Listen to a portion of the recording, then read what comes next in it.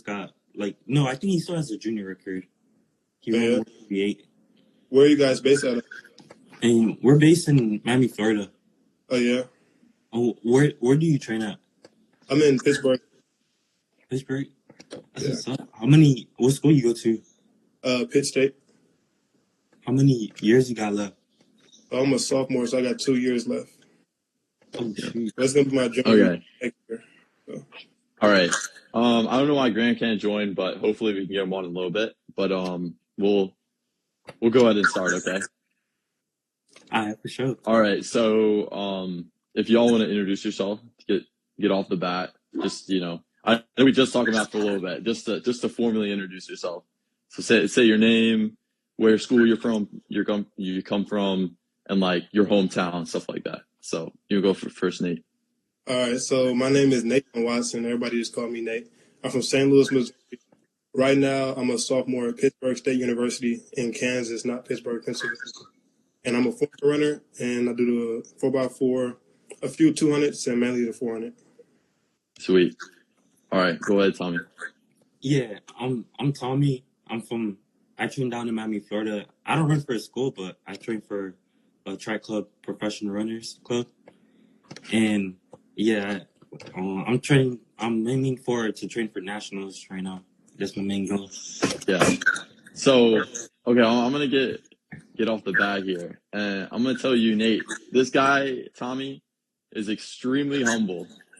He's a lot faster than you think he is. He run 147 800 and about 349 1500.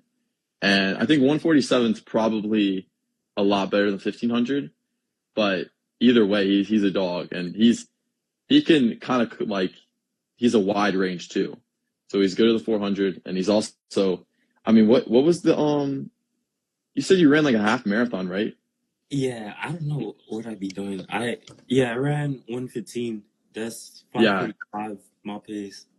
Which is still like really good.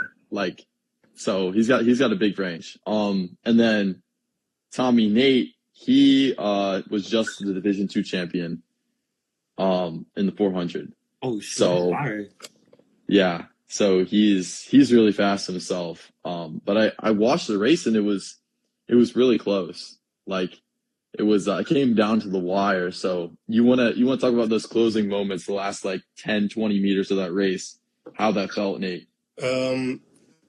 When I was coming to the last 100, the way I usually run, I usually finish strong. I got a strong finish. I finished hard through the last 100. So I was running, and I was with like the main pack of guys, maybe 2 guys ahead of me.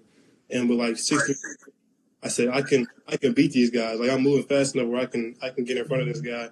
So I just kept running, and I don't know who won when I went past the line, but I looked up, I seen my name pop up first, and I was just an unreal moment. Yeah. Bro, how did that feel? That because everybody wished they could do that. Like, were you super happy after? It didn't feel real. It felt like just another race. Like, because I've been running 400 all year, so Can you mod? it was like a crazy. Mod. It just felt like. Can you mod? I was just so happy.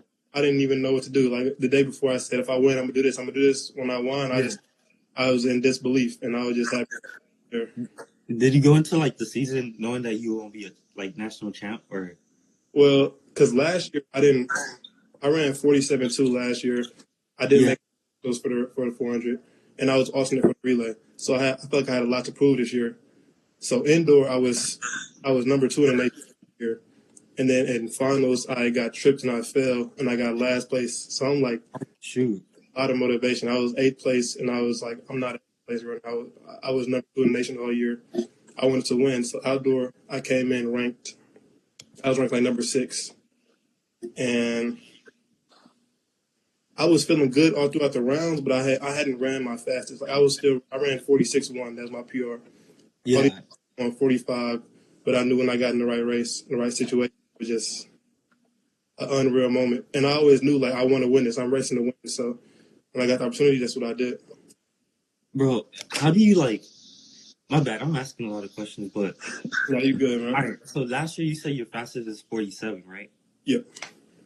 All right, so you run at 47, right? And you're racing all these guys probably running 44, 45, like running these fast times. Like, how do you go in that mindset? Like, yo, I don't care what they ran. Like I'm gonna go beat them anyways. Because I feel like a lot of people struggle with that. For me, it's like a lot of people just have everybody a race, but I feel like if you race me, you gotta have the same day because when I race, Yeah. I'm not. Even if I lose, I'm gonna give you my best effort. So you got to come with your best effort too. And if you don't come with your best effort, you might lose. So that's just how I feel. And then I just love the competition. I love racing fast people. Like I want to be in a race with everybody faster than me. I don't want to be the fastest one there. So I just love to race fast people to me. Yeah, they'll be the funnest races that everybody's just gunning it. They just sliding. Man, it's always. I love the competition. That's my favorite part. Yeah, facts. Tommy, you taking over my job here. Yeah, Oh, there he is. back up a little bit. Okay.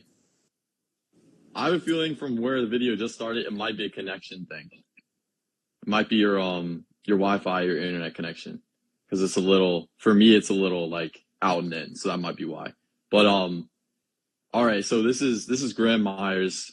I just met him this year, but he's a dog out of Florida. He's a freshman this year. Crazy in high school. He's more on the distance side, so I think his main events are like you do more. I think you're probably 3K steeple is probably your main event, right? Yeah, And can dip into that mile range too. So, but if you want to just introduce yourself real quick, I mean, I know I just gave you a rundown, but just for yourself, just say who you are, where you're from, all that stuff. yeah. So my name's Graham. I'm from Jacksonville, Florida. I'm a freshman at University of Florida, and my main event's steeplechase. So yeah. But yeah, this is a great room right here. We got a lot of guys all coming from different angles, different specialties. So, but okay, so we just talked about Nate's Division II national championship race. So, Graham, I want you to talk about real quick about the kind of the adapting to the college life this year and how that was, and how like getting into the scene of like into that next level and kind of having to figure out the next steps that we have to do. So let's talk about that a little bit. As far as like steps, it wasn't like a hard adjustment. Like I went ahead and just did what I needed to do, but the physical toll it had on my body was a lot as far as like coming up from high school to college. And it took me easily a couple months to get the hang of it and like start feeling like myself again. And that's one of the reasons I redshirted cross country. I just wasn't ready. But it was a tough adjustment, but like with time my body adjusted. Yeah. So would you say it's a more physical or mental adjustment?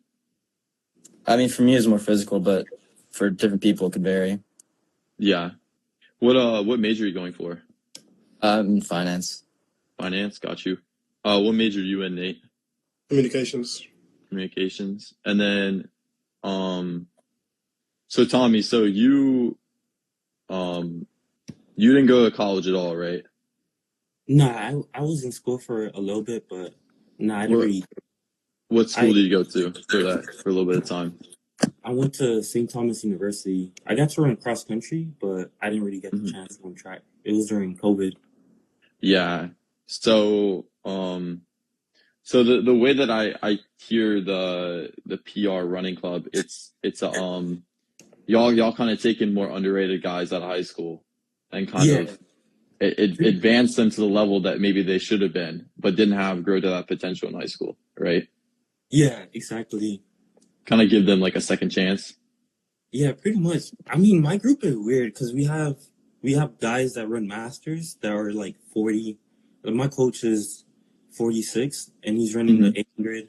We have like the older guys, and then we have like some high school kids that join us every once in a while, and then we have like me and like that middle range that is like trying to go pro and really for ourselves. Got you. So, okay. So when did you graduate high school? 2019. 2019. So you're like 24 right now? Yeah, about to turn 25 on About Friday. 25. So, yeah, but I mean, you're kind of right where you need to be honest, because you're like, I want to say to get to the final round of the World Championships, you probably need to run in the 145s, right? Like, no. Sorry, not World Championships. Get to the final round of USA's, about that 145 range, right? Yeah, pretty much like 145, maybe 144 would get me in there. So you're just a couple seconds away from there. So, but you kind of took like the very like unconventional route. So it's very, very interesting on that part. But yeah, but so, okay, we'll move on. We'll move on to Nate here for a little bit. So that 400 range is a very like fine line between you want to really hold on to the explosiveness of a sprinter, but you also want to be more on the endurance side.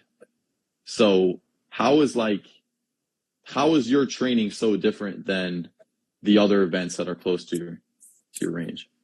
So a lot of short sprinter guys, they'll run shorter reps but fast, and a lot of long, they'll run like a lot of longer reps, like miles, 800s, and stuff like that. We go right in the middle, so we'll do like sometimes 300, 400s, 250s, and we'll go fast, but not as fast as short sprinter guys, but a little bit faster than the long distance guys, and we try and do those a few times to build our endurance. Got you. So would you say your workouts are like probably the most painful distance event in general? It just depends. I wouldn't say that, because I see some guys go out there and run like 12 miles as a warm up. So I think that might be a little bit harder than Yeah. if you don't eat right, you might be because it takes a lot out of your body to run fast for a long time. So that is true. Yeah. And then you go, but you still go heavy in the weight room? I lift two times a week. I'm not going super heavy, but I maintain my strength and I get like a little push, but I'm not gonna go like max out during the season. Got you. All right. So, so Graham. So I want to talk about a little bit of high school here, because you're just a freshman this year. So high school is not that far away. And I was looking back at your races in high school and your stats and stuff, just doing a little bit of research on you and stuff. And it looked like, if I'm, let me pull up something really quick. It looked like to me that, I go back. Yeah, that, did you kind of got like a late start into the sport? Like No, because I don't see anything before 2022. So I transferred schools before then, so I must not have like picked that up. Oh, okay. So where were you before? So I ran just at another school for a year, and then so I was actually homeschooled, so it was a little easier for me to jump around a little bit. So I ran at two different schools my freshman and sophomore year, because my family moved, and then I settled down at Fleming Allen High School, where I enjoyed it. Okay, I got you. I was like, he was already running 15:47 his first race. And I was like, what is this kid? Like, this kid is built different, man. So I didn't realize that. But Yeah. So like, okay, so I don't think I can see what you did your freshman year. But how fast were you your freshman year? Freshman year I ran 4:47 in the mile and 10:09 in the 3200. So pretty good as a freshman. That's pretty solid, but nothing crazy. I mean, maybe nothing crazy to today's standards. You know what I'm saying, with the whole trackflation going on, and just in a few years, 4 years, it seems like it's just escalated to a point that it's just become unreal. But like 4 years ago, 447 as a freshman was really good. So you gotta give yourself some credit on that part. Yeah, I think my 32 was, I think, top 10 for freshmen in the state. So Yeah. that was a little bit of a better time, but yeah, so that's good. And then so you ran. What did you run? So before that 4:10 mile at Running Lane, what was your PR before that? so I ran 4:14 before that for the 4:14. 1600. And so do you remember going into that race, like you had the opportunity? Was that a standard that you could get you to Nike or to New Balance or to Adidas? No, I wasn't really looking to go anywhere beyond that.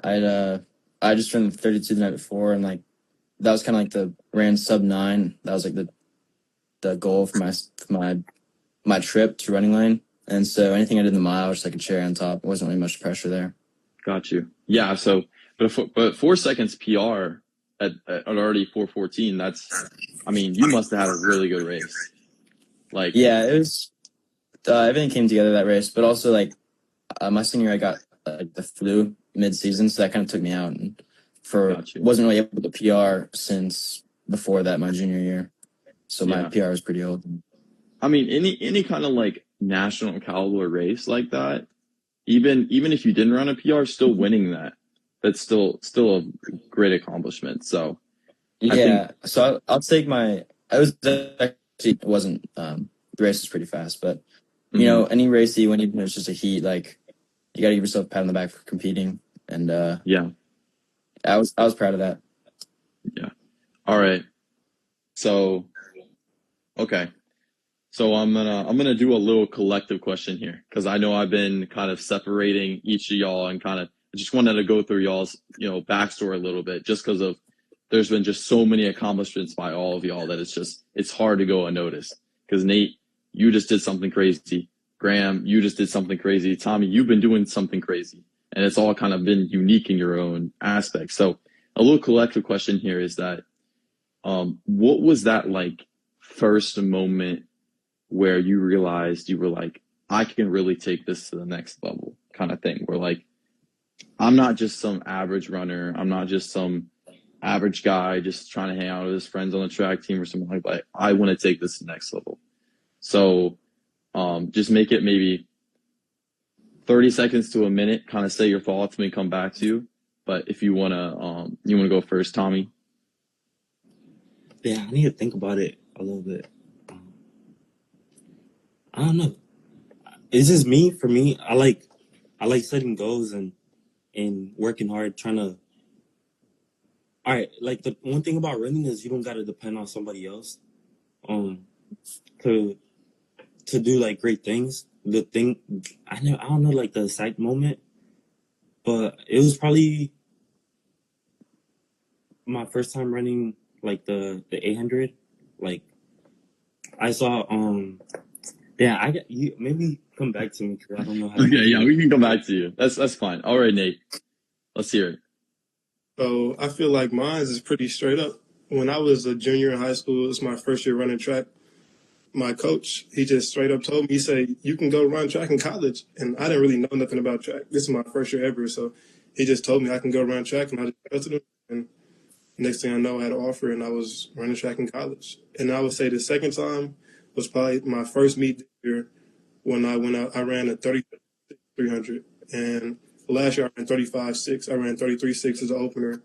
So I just felt like, okay, like I was like pretty high up all divisions. So I said, okay, that's pretty fast. Like I can do something with this, Yeah, no, so all it took was just a little inspiration for somebody that you looked up to, and that's basically what it was.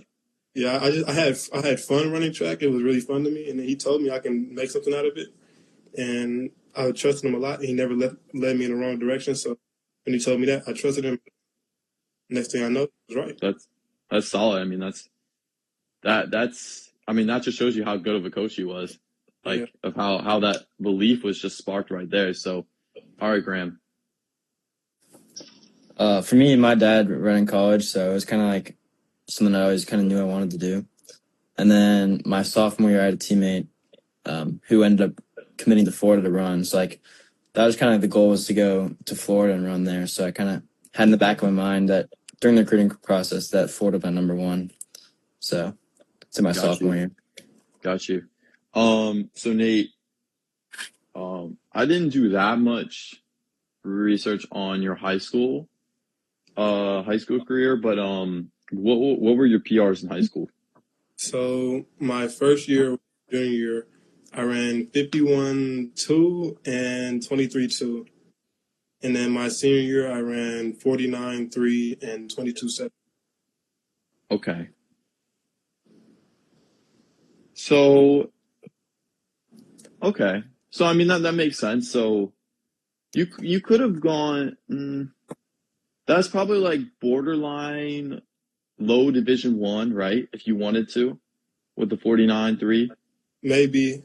The way I got to Pitt was my high school coach. He knew the head coach at Pitt, and he told him like I had a lot of potential. I'm new to the sport, and then Pitt they took a bet on me, and they gave me a scholarship after my junior year. So before I even ran 49, they gave me an opportunity. I was grateful for that, and this is a really nice school to run track, and I trusted the process, and I came here. Yeah. So was Pitt already at that caliber level that everybody talks about them being the D2 powerhouse before you committed to run there? Well, my senior year, Pitt had won maybe 3 or 4 national championships in a row. And then Cordell Tinch was going pro that same year. So that's when Pitt started getting a lot of. Cordell was everywhere, and we had won a few national championships. And I came like right on in the middle of like the dynasty because I won 4 since I got here, and then they won either 3 or 4 before I came. So I came like right in the middle. Yeah. So wow. So yeah, they really took a bet on you because they were already looking for guys to score nationally. Yeah. And not to say that you weren't a dog in high school, because 49.3 is still good in high school, but it's not the national level yet. You know what I'm saying? Mm-hmm. So that means they definitely saw a lot of potential in you, which is really cool. So, and obviously it paid off. I mean, so yeah, so that's really cool. So Tommy, we can come back to you. It doesn't have to be anything crazy, man. Like sometimes, it just, the flip goes off. You flip the switch in your body, just goes off, and you're just like, I just want to do this. So, but if you want to add anything to what you were saying earlier. I mean, all right, I'm gonna just be honest. I'm competitive. I think that for me, it was just, all right. I remember one of my teammates. He came up to me, like it was my first time running. I'm a basketball player, and I was running cross country. And the school Belen Jesuit? Like they're I know Belen Jesuit. Yeah, they're really good. Graham might know them as well. Yeah, I was like competing against them. My teammate, he looked at them and he was like, "You see that team and go, don't run with them." And I'm like, "Man, screw that. I'm gonna go run with them." And like every race, I would just sprint to the front, and like I'll die out. But each race, I was getting closer to them, and then like I think I realized when at regionals and states, I was actually breaking them up. Like if you even look at the picture of like the results, everybody getting the medal, you see all like Belen boys, and then I was like that one black kid like breaking them up. Like I think it was like that moment. I'm like, okay, my teammate told me, oh, like it's impossible, you can't do this, but I was able to do that anyways, and I'm like, okay, I know I could do anything I put my mind to. Like I want to see how much more I could go with this. Okay. Yeah, that's probably one of like the first moments. So you were just like, man, I'm not gonna take this no more. Like I'm not gonna let nobody tell me what I can and what I can't be. Like I'm just gonna go out there. So that's a good mentality right there. All right. So let's move from the past. Let's talk about the future now. So let's talk about a little bit of goal setting here. And it's going to be a lot different from all of y'all because One of you just won national championship. One of you could potentially go and compete at USA's at the highest level. And one of you is probably looking to make some splashes in the NCAA at the regional and national level next year. Am I wrong? Am I wrong, Graham? No? No. Yeah. See, I know. So what is the top of Mount Rushmore? What is that like, that one head where you're looking like, I need to check this off my box this next year? So Graham, you can go first. I mean, I just want to get more efficient hurdling, and that's my number one goal. In the offseason, I'll just be focusing on getting my hurdle technique down, and then from there, that's what I can build upon for actually racing. Got you. So you're just like, you're not worried about the big things. You're worried about the day by day stuff that's going to get you there. And yeah, exactly. So that's what I try and tell a lot of the kids that are trying to come into my DMs or try to ask me about advice. I tell them it's the day-to-day stuff that's going to get you to the big goals, not worrying about the big goals or the race day that's going to get you to where you want to be. So, okay. So Nate, we just won a national championship. Okay. We just won a Division II national championship. Now, I know you're not at liberty to say necessarily, and I know there can be some what am I looking for? The word I'm looking for. Some loyalty towards the school you're at right now. But is there any possibility where you're looking at the Division I level at all at some time? Or what are we thinking there?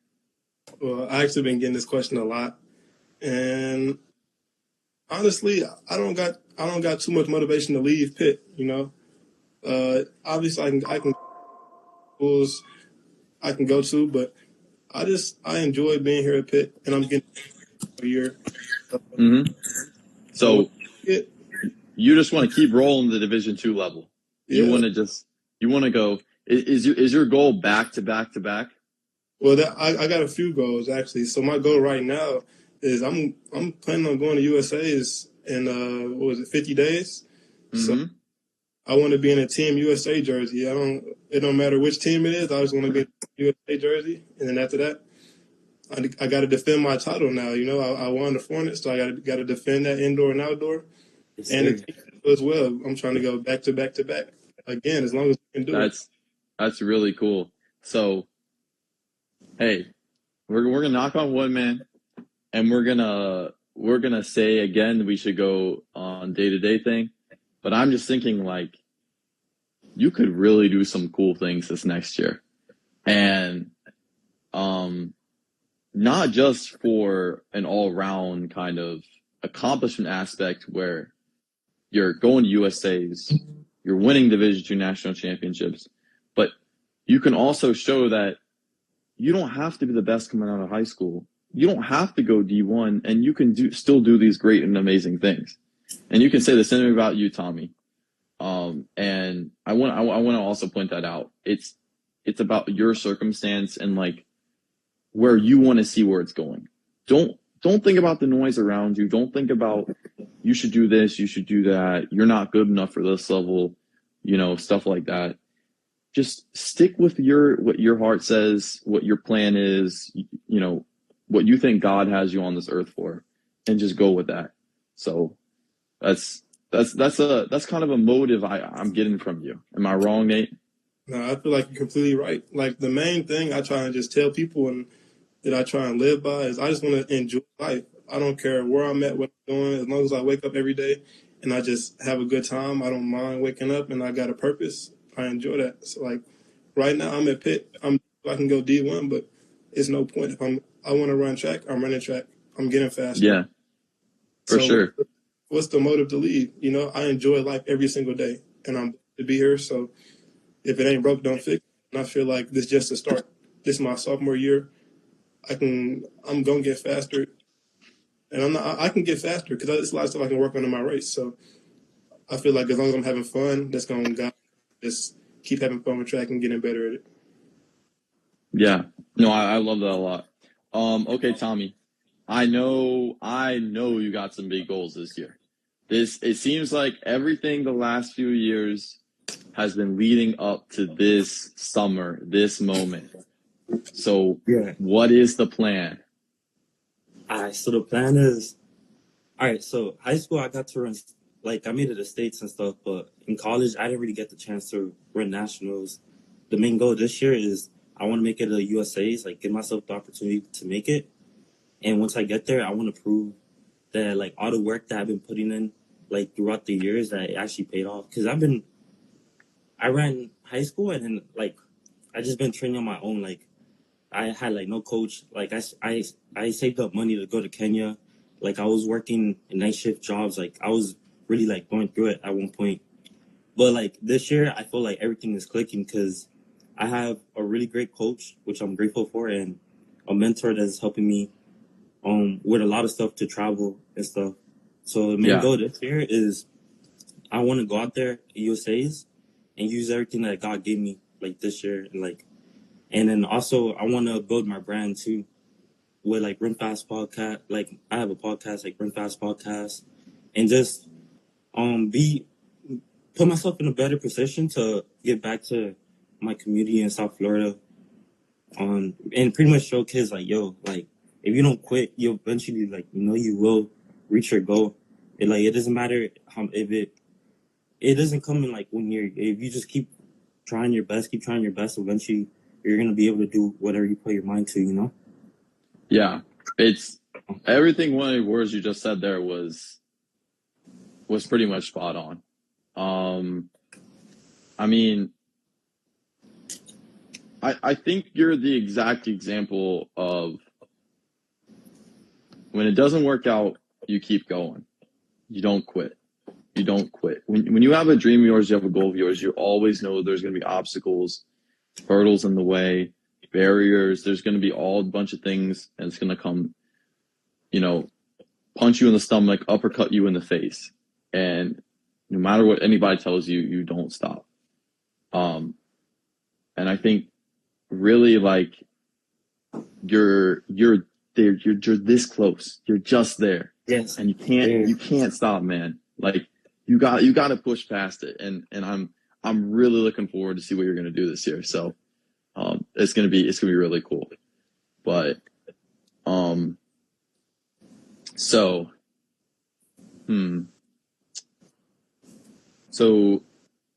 talk about goals, talk about past. So let's talk about the present here.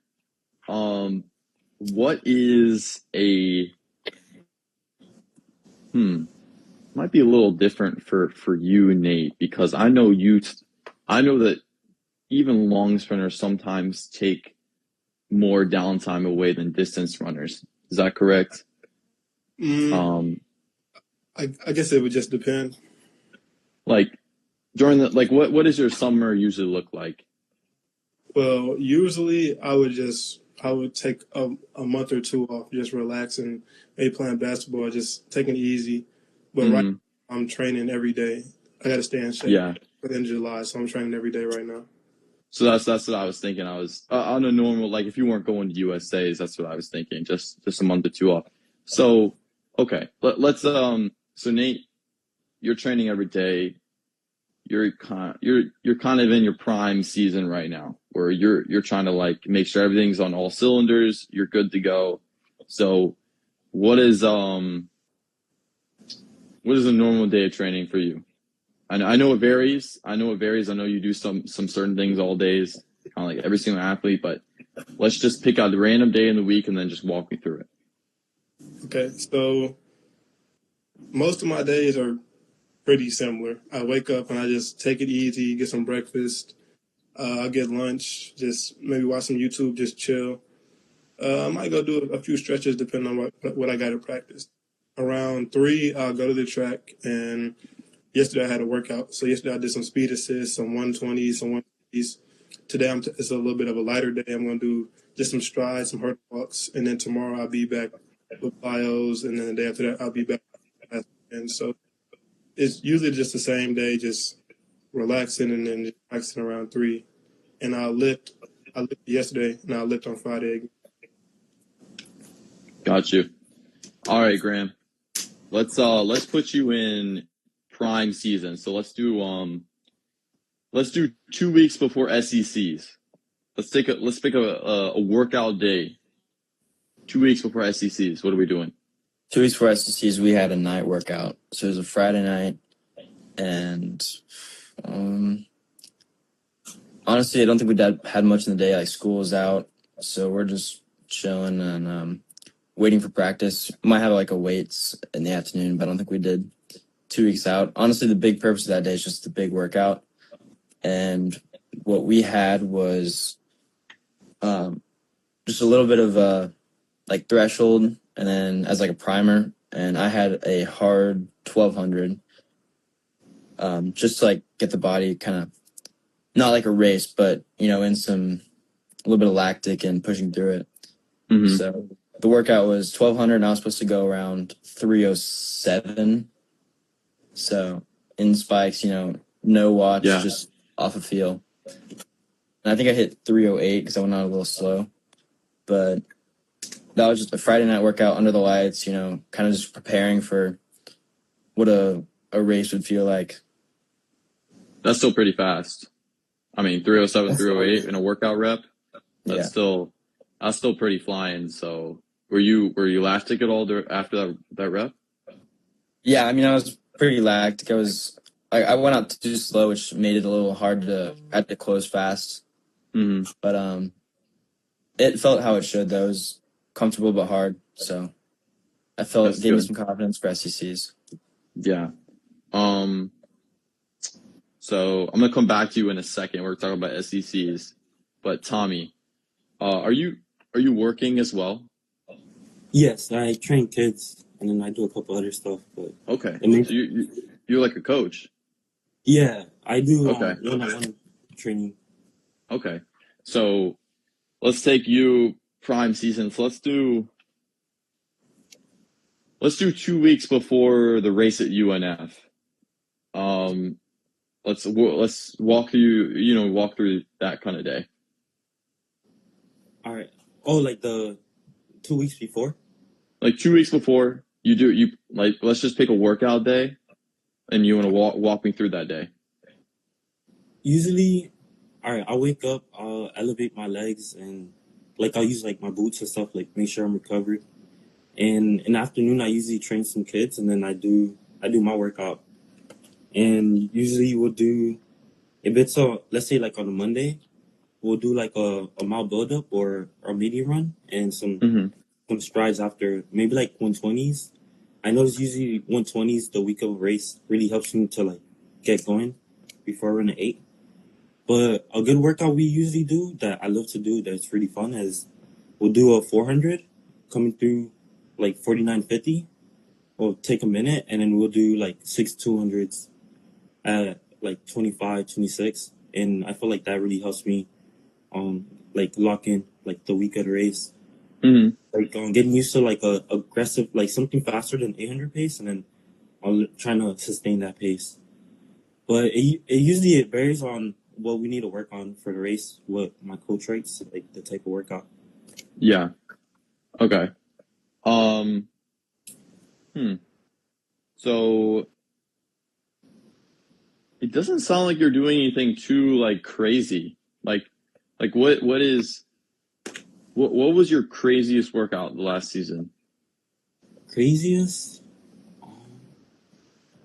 My coach, he gave me, I don't know if this is the craziest, but it hurt a lot. He had us run the 700. It was like a 700 all out. Mm-hmm. And I think I came through, it was like 52 or something. Wow. And like literally right after, he had me run a 300. So it was pretty much, imagine running pretty much like the 800. Like you run a 700 and then all out 300. Okay. And we took a longer break, and then we had a bunch of 100s after. Never mind. I take that back. Back. Yeah, that's the crazy workout right there. Yeah, I don't know if that's like the craziest, but that's the first one that came to mind.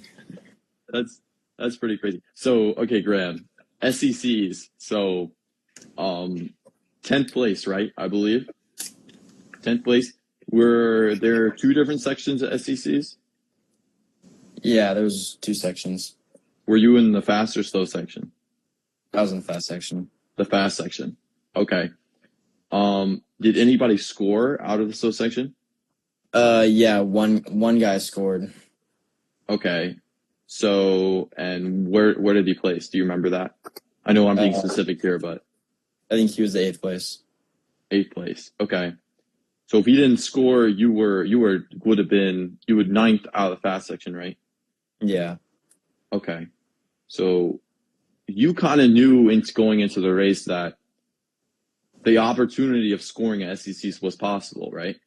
Definitely. And you were pretty close. So was that a kind of an underwhelming race? Was it an exciting race for you? Was it kind of like, I don't know what to expect because this is my first SECs, right?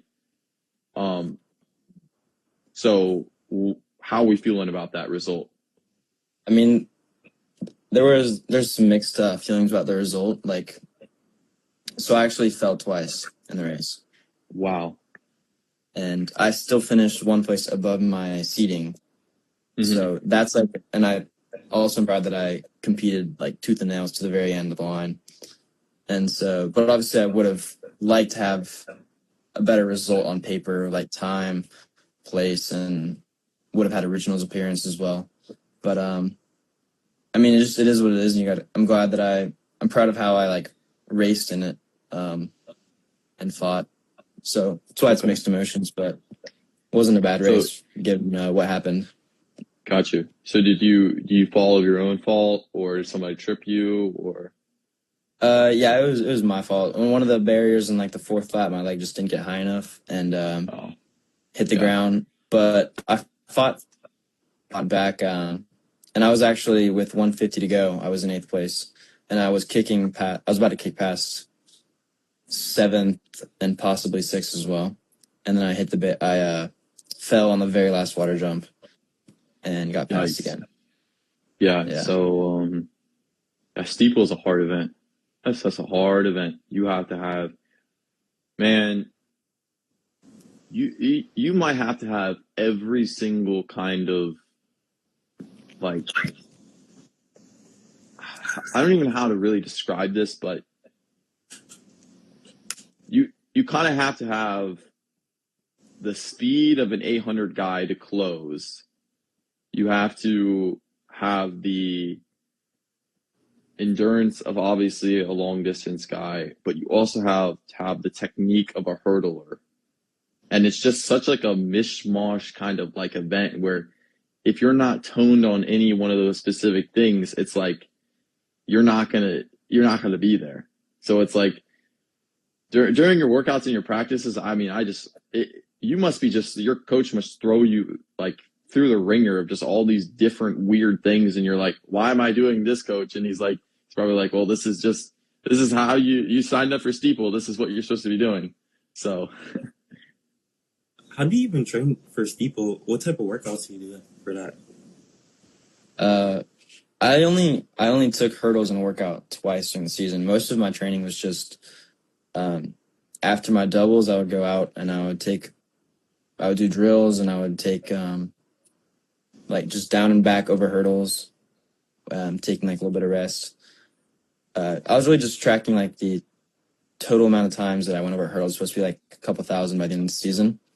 But yeah, I'm not at the point where doing a lot of hurdles in like long distance workouts would be as beneficial to me as just taking reps and reps over hurdles. Got you. So, So we're definitely going to see an experience improvement this next year. Kind of like, what you're getting yourself into, and you're probably going to be involved more workouts with hurdles in the future. I mean, I hadn't started doing like actual hurdle training until after indoor ended. So I only had about 2.5 months before SECs of actually training hurdles. Yeah. So we'll definitely be seeing a mad improvement from you next year. You think, again, day-to-day basis, but let's just put you on a more positive outlook, do you think 8:30s are possible next year? Maybe. I mean, I think it's possible for sure. Yeah. 8:30 is high, and then hopefully by my junior year be, competing at nationals at the highest level. Yeah. So yeah, we're definitely getting on that train. All right. Well, I know we haven't talked to you in a while, Nate. So, sorry about that, but we got so much talent here that it's like so much to deep dive and everything. About the other guys too, so it's no problem. Yeah. So, okay. So we got USA's in a couple months from now. And this year USA's is later and World Championships are later than normal, correct? I believe so. So, and World Championships aren't until like September, right? I think around that time, maybe late August, early September, something like that. Yeah. So you're like, you have been training for like in season training. I know you did stuff in the fall, to build yourself back up for the winter, but like actual in training season and racing, you have been doing this for already like 6 months by now. And now you still have another 2 or 3 months if you make it to Worlds. So you'll be doing it for 9 months straight. So what's your best advice to give out on the consistency and the way that you prohibit burnout? You just got to know your body. Like obviously, as a competitor, as as an athlete, you want to go 100% every single day, and that's what coach says: do 100% every day. But I'm not saying to go out there and do less than what you're supposed to do, but you got to know your body. So it's okay if you fall a little bit behind in a certain aspect, as long as you rest up and that you're taking precautions to be all right for the next move. Like I know it's important to practice good, but if coach says take a day off, you end up doing extra stuff to be resting. And I feel like rest is the biggest part. You got to get your sleep, got to eat the right stuff, and just do what you're expected to do, obviously, but don't go out try and be like Superman and do something crazy because you end up hurting yourself. Yeah. So do the simple things and everything will follow. Is that what you're saying? Basically, yeah. Okay. So, okay, I'm probably gonna go, we'll do one more question and then we're probably gonna wrap it up. We'll ask in the chat if anybody else has any questions. We'll make this a little more uplift, a little less serious. We'll make this a little funny question at the end here. Okay. So, I don't know. This might be okay. What is like? It's gonna be college or high school. I know you didn't run college, Tommy. So we'll say post high school and before high school.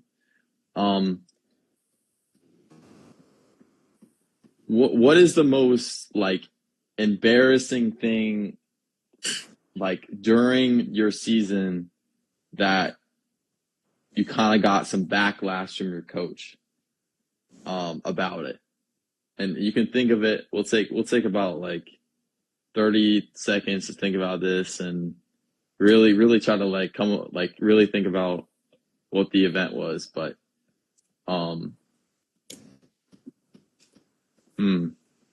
and yeah, so okay. So we'll start we'll